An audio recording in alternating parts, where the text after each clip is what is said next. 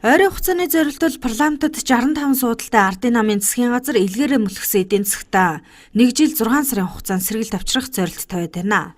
За үүний тулд цаасан дээр боловсруулах төлөвлөгөөнөөс илүү бодит ажил чухал. За тухайлбал 2 том намын хэрүүлийн алин болсон хөгжлийн банкны эргэн төлөлтөд анхаарахгүй бол за хөгжлийн банкнаас олгогдсон зээлийн 60% нь буцаан төлөгдөх боломжгүй болжээ.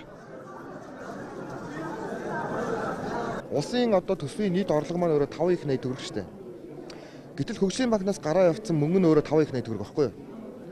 Энээс 60% нь буцаж төлөгдөх боломжгүй болсон гэж. 70% найдваргүй зээл. Тэгэхээр энэ чэнэс хадгалаад 1 юм уу 1.5 их 80 төгрөг орж ирэхэд энэ бол өөрөө маш том хэмжээний хямралыг даван туулахад ач холбогдолтой гэж үзэж байгаа хгүй. Энэ бол зүгээр л хэсэг бүлэг хүмүүс аваад алга болцсон. Эсвэл нэг компани тендер 400 саяар ороод 2 тэрбум болгоо аваад гарсан. Маш их олон баримтууд гарч ирсэн. Хэрвээ хөгжлийн банкнаас зээл авсан 2000 гаруй компани зээлийн эргэн төлөлт хийвэн байж чадвал манай улсын төсвийн орлого бүрдүүлэлтэд эргэлзэх зүйл байхгүй. За гэвч нийт зээлийн 70 гаруй хувь нь чанаргүй зээл болцоод байхад өнөөх Эрдэнэтийн асуудалч давхар хөндөгдөж байна. Тухайлбал албаны их сурвалжийн өгч байгаа мэдээллээр Эрдэнэт үйлдвэрийн татвар төлөлт түүхийн эдийн уналтаас бус өөр шалтгаанаас болж 3-аас 4 дахин багасжээ.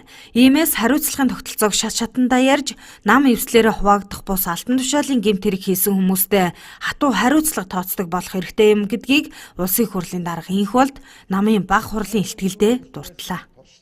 Уламжлал бий билээ. Цаг алдаж байна, алгуур удаан байна хэмээн засгийн газрыг олон нийт шүүмжилж байна. Энэ бол бодит шүүмжлэл мөн. Хөрөнгө мөнгө хомсдсон нь гар хүлээтэй мэт байдлыг бий болгож байгаа нь үнэн ч боломж нөөцөө дээд зэргээр шавхан дайчлах ёстой.